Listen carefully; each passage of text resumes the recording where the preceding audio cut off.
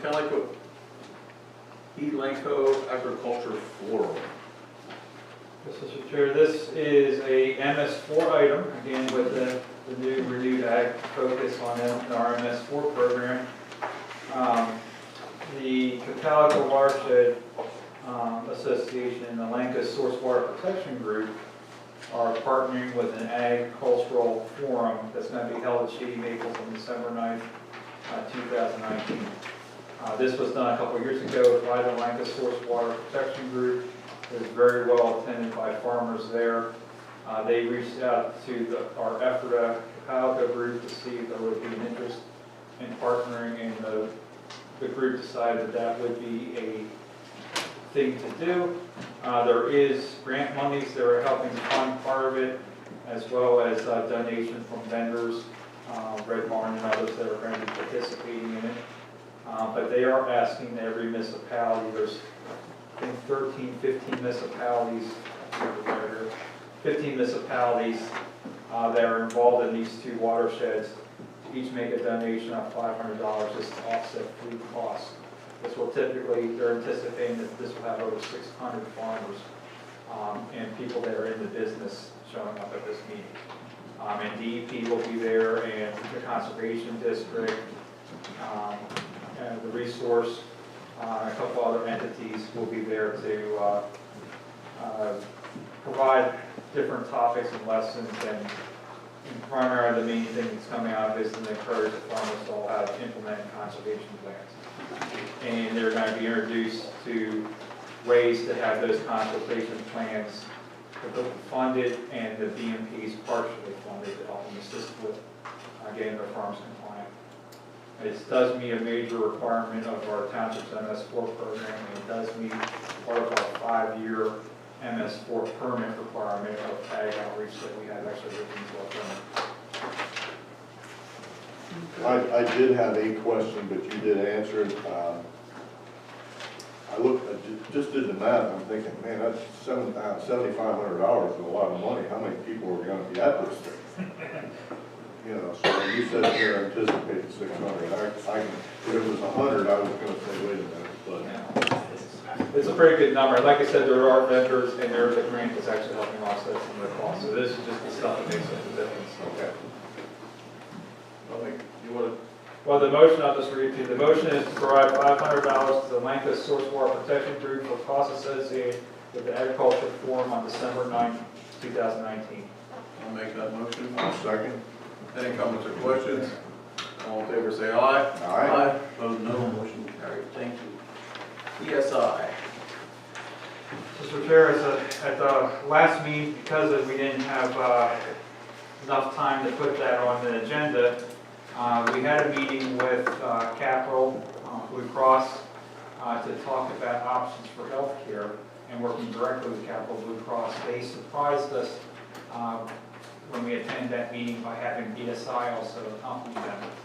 They had recommended in that meeting that BSI, with their extensive union background experience working with unionized contracts and incorporating health care with union contracts, that this would be a good match for the township. BSI met with Ms. Dorham and I was very impressed with them. So then I recommend that they come back and do a presentation to our healthcare work group that we had formed, as well as all supervisors for presentation purposes only.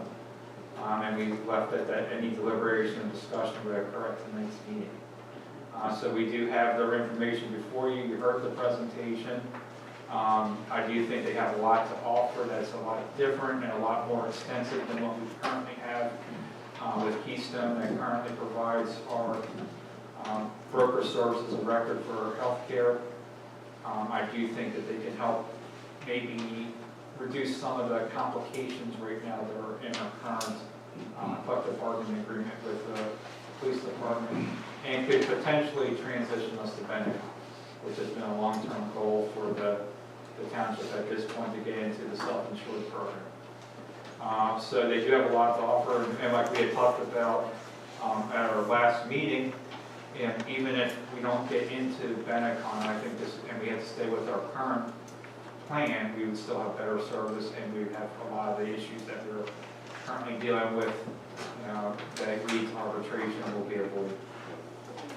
So that's just my opening pitch, but I'm now for it up to you guys for discussion. No, I sat in on that latest gentleman, and I was very impressed.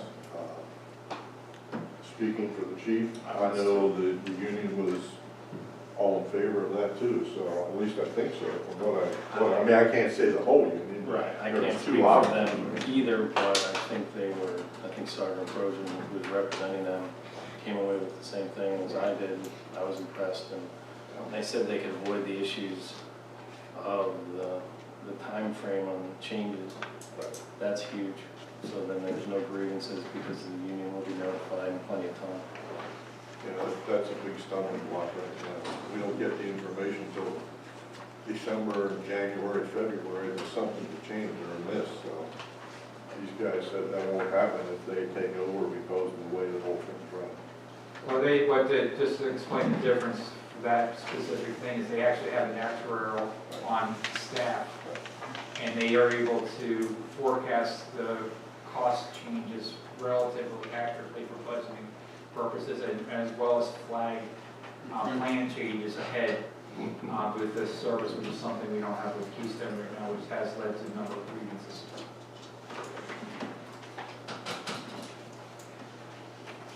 It does cost a little more than the brokerage service that we have now, but then it does add a lot more service that we don't have now. It does cost a little bit more, but there is an agreement that like Capital Blue or whomever we end up going with for insurances, they do pay a broker a record fee, and that comes out of the fee. But just like with what we did with Univest with our pension plan, we know what the fees are with this proposal. Where we don't know, and there's not the same kind of cost control with the way we were doing it before. So this is a very transparent process.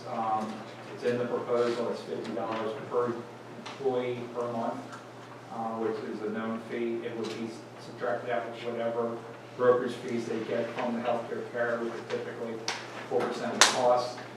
And with the way our healthcare plan is right now for the married with family, that would actually cover the whole $50 fee. For singles, there would still be some additional money that would be contributed for that. So really, it's not a big dollar number compared to what we're going to be getting for a new service at this point, and probably a better way of controlling costs too. And if they are able to get Benetcon, we will have much better control costs. Yeah, there's a slight increase in the cost, but when you look at how long have we been going back and forth with the union on this last grievance, and we're spending money with lawyers, so that the small difference in price is being eaten up by those things. So I don't see it as a big deal, I really don't. It's a win-win as far as I'm concerned. Yeah, especially if the key is the underwriting side of it. If we have access to Benetcon, that's really our next big downward cost driver in saving money. And they have an approach, they have a good experience with Benetcon. They know our history without going into any particular areas at this point.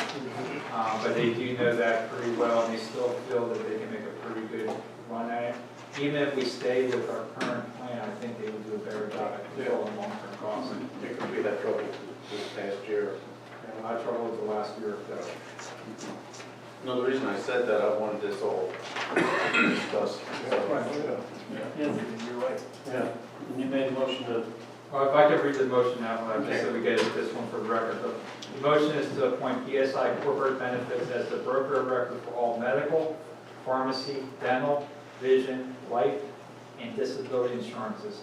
This appointment modifies and supersedes all possibilities for broker of record related to township insurances. okay, you made I that. make the motion. I'll second that. Any comments or questions? All in favor, say aye. Aye. No, motion carried. Thank you. Manager's report. Yes, Mr. Chair, we had a very successful design day that occurred on May 6th for Stony Point Park Community Build. It exceeded our expectations on how many people were going to be there.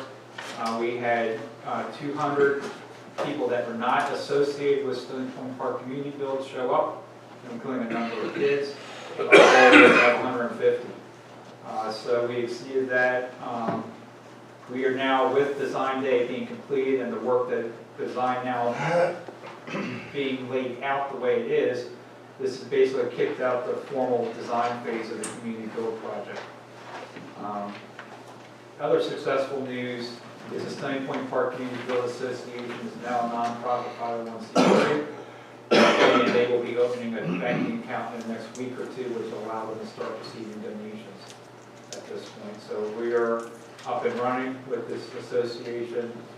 They have good momentum at this point. They're actually doing some more of the housekeeping things like putting their bylaws together. That's actually occurring over the next week. They already picked up a new treasurer based off of all the work that's occurred over the last 2 weeks. And we're ready to hit the ground running this summer with both design as well as fundraising that needs to occur and recruiting volunteers. So it was a very successful kickoff, as we talked about. Design Day makes or breaks these things. And the group hit a home run with their first activity. It did result in a lot of hours for those that participating in it. There was weekly meetings. And I do want to give a shout out for Ken, because he's been one of them that's been attending the weekly meetings. That have been occurring since February of this year. So we're talking about a lot of meetings that have occurred over the last couple months to get ready for Design Day. It will settle down to more once-a-month meetings going forward, a lot of subcommittee meetings, but it took a lot to get this off the ground. So that group is motivated, they're moving forward, and we're heading in the right direction with the community build. I did relay a concern that was brought up by our consultant as well as the rec board and this group. There is part of the community build. Community builds don't build parking lots. You don't use volunteers for parking lots. And Stony Point Park has nothing but on-street parking. And even the logistics of doing the community build we're looking at with just doing on-street parking and having to have off-site parking and shuttling people there to do volunteer work when we do the community build. I was talking with Chris and with our road crew. With the project that we've got coming in Quail Hollow, we have another milling situation that's going to be occurring. We're going to have a lot of millings that are going to come up from that. I wanted to see if the board would be willing to consider to have the road crew put in a parking lot for Stony Point Park. With our skid loader, we have an experienced employee with Brandon on board now. We have the ability to do that. We can have basic Becker, basic parking lot design. We have Hershey Surveying, who was in here earlier, to do the stakeout, and then we can do the rough grading, put the stone down, and then in July, when the paving for Stony Point or for Quail Hollow occurs, we would use that as a deposit site for some of those millings, similar to what we did up here for the woody waste site. It's not the same quality as blacktop, but it gives a good base surface, and down the road the township could put a 3-inch hot mix overlay over the top of it at the appropriate time. But it would give us parking in the short term as well as through the design build itself, and then we can face what we want to get in the long term afterwards with maybe putting a more permanent surface down. But I talked to Chris, he feels very confident that we can do this in-house with our own staff. The only cost would be actually buying the 2A stone. And if you give me the green light, I'll have Brent do the design, and then we'll figure out what the cost is, and I can show you at the next meeting where actually the cost are going to be. So we should afford. I think it's worth looking at the Yeah, numbers. looking at numbers. Let's look at it. So, and it gives us a good place to deposit stuff. Right. And can you also, when you're looking at that, if we do not do that, what's the cost of removing the aggregate then from when you know? We're going to use the millings one way or the other. Yeah. So the millings never go to waste when we do millings. So we have a couple other places where we can use it, but this seems to be the most logical place to start. So we will not have disposal of those millings. They will stay with us.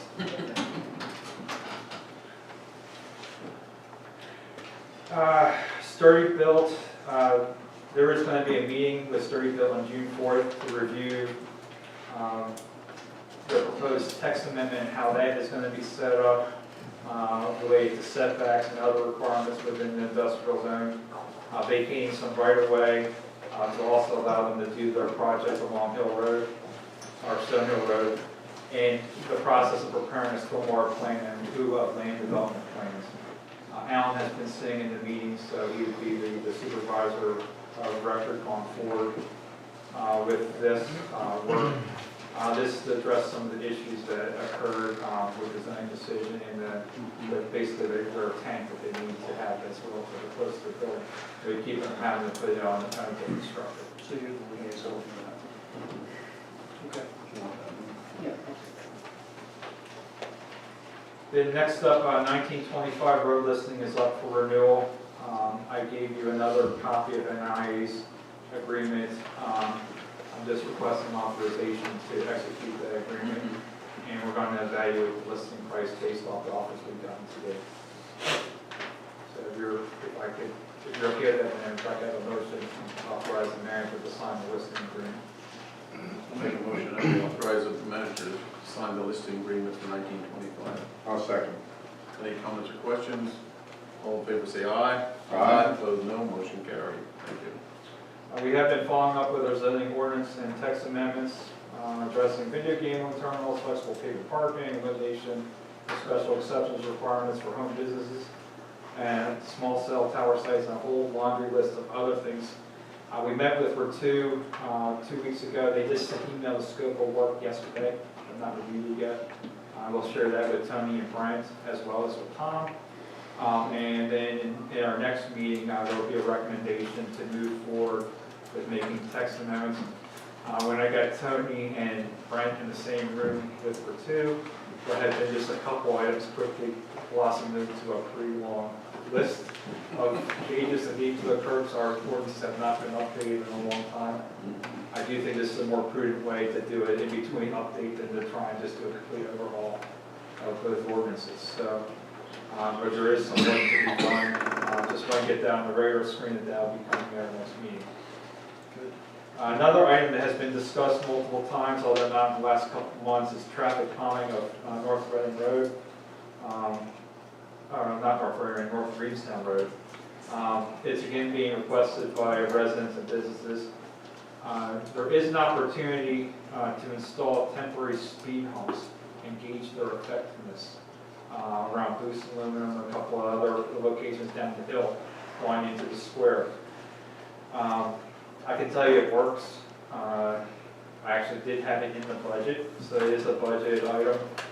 I just want to put it on the radar screen. It's not an action item. I just want to see if there's even a willingness to possibly consider doing some controls like that along North Reedstown Road. Yeah. Well, Dorma.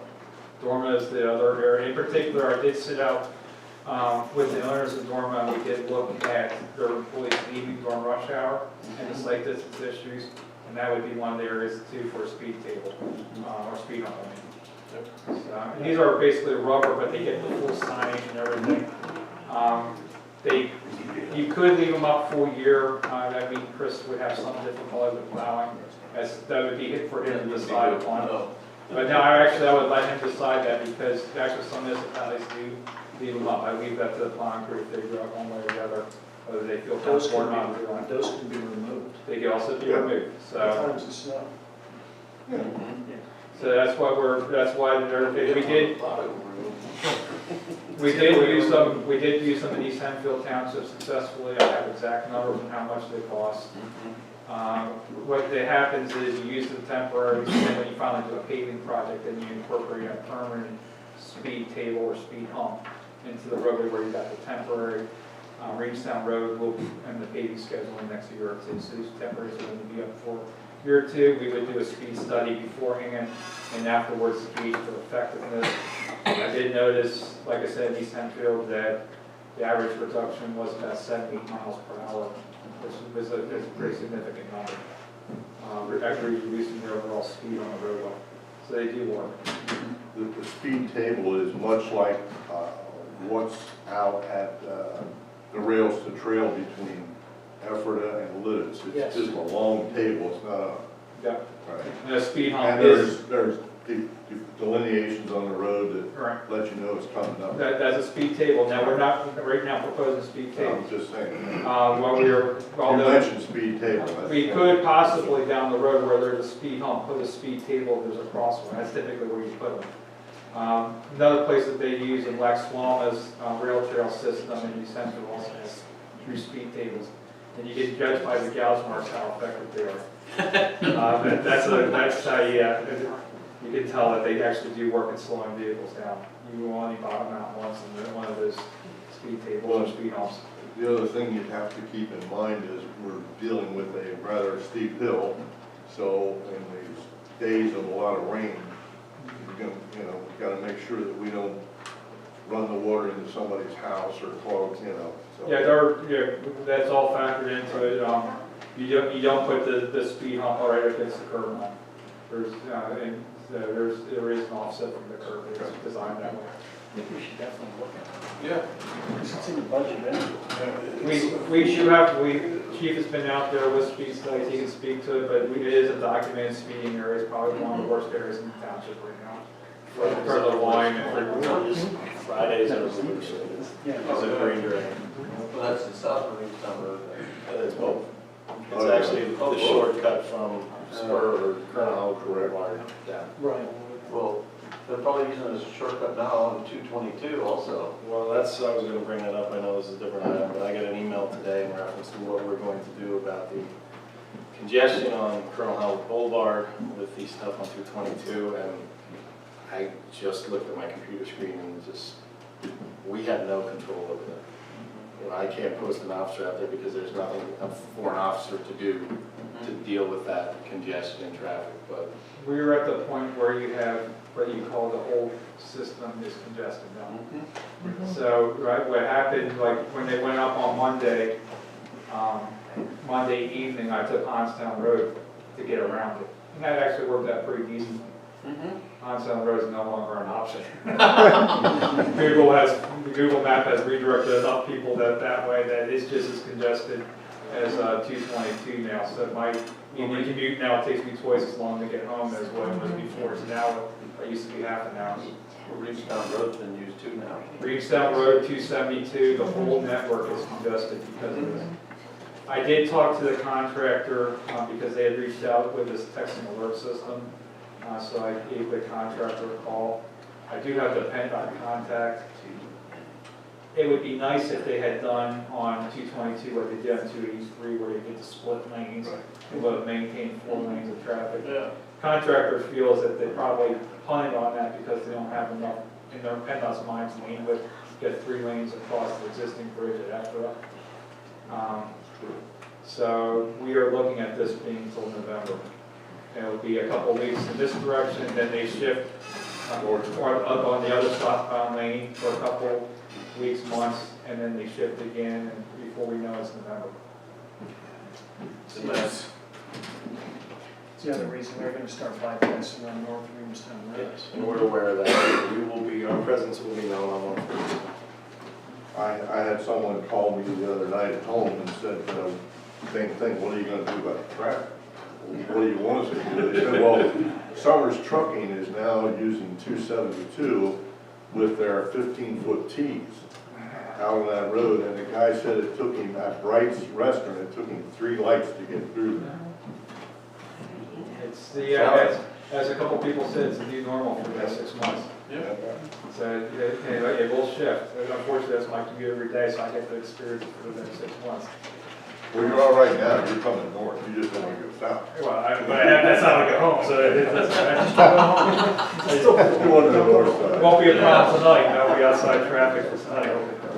The last thing I just want to make you aware, and we talked about this in the past, but I just want to go out in the public now, that Warrensville Correctional Probationary is offering to help and with providing people that need community service hours and work release hours.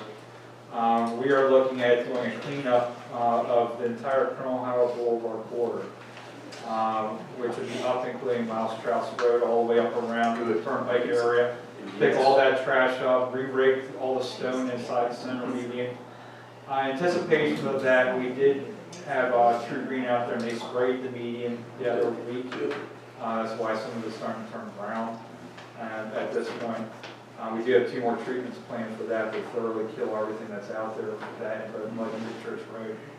But this would be the next step to get a beautification going, would be just do the clean out of the whole court. It's been something I've been wanting to have happen for a couple of years now.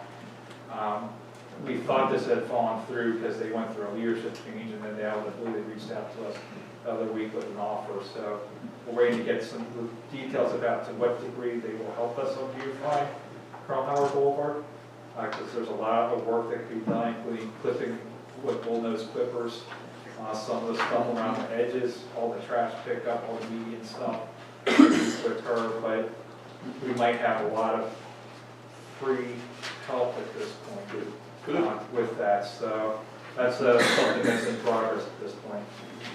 The only thing I'd like to do at the end is request an executive session to discuss a personal matter and a separate professional legal matter, and it would not be for action, any action that items would be done. So the board would not need to return to take action on anything. With that, that concludes my report. Thank you. Public comment for non-agenda items. Any public comment? I have one. I thought long and hard about what I'm about to say, but a few meetings ago, for those of you who were here, and my gentleman to my right do not know that I'm going to bring this up. We haven't talked about it.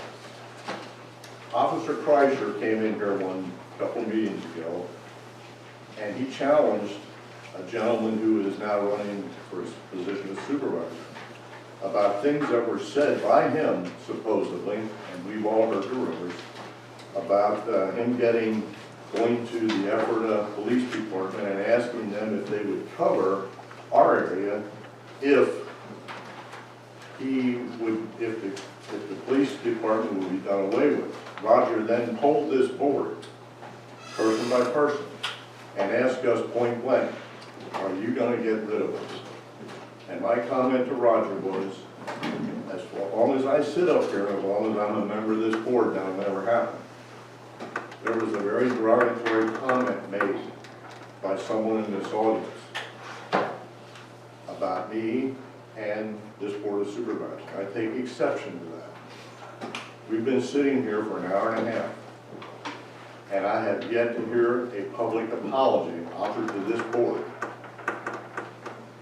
And I would like to hear that public apology. And that comment, I'm going to put her on the spot, was made by our newspaper correspondent.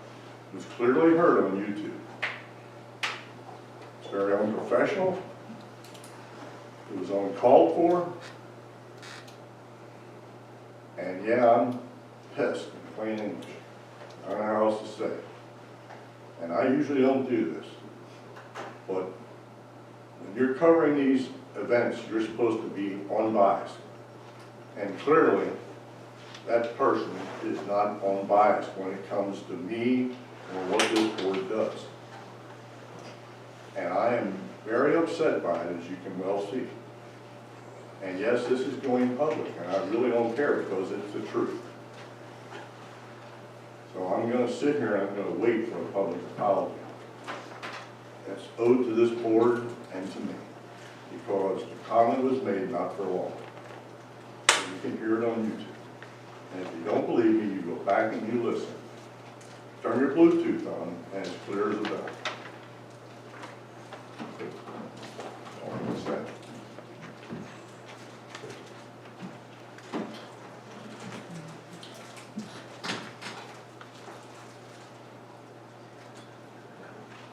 Any other comments?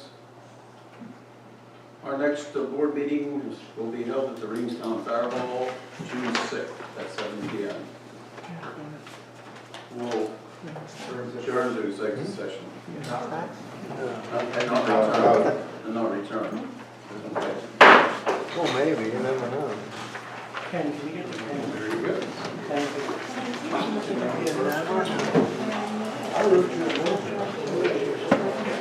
But now, do this, George.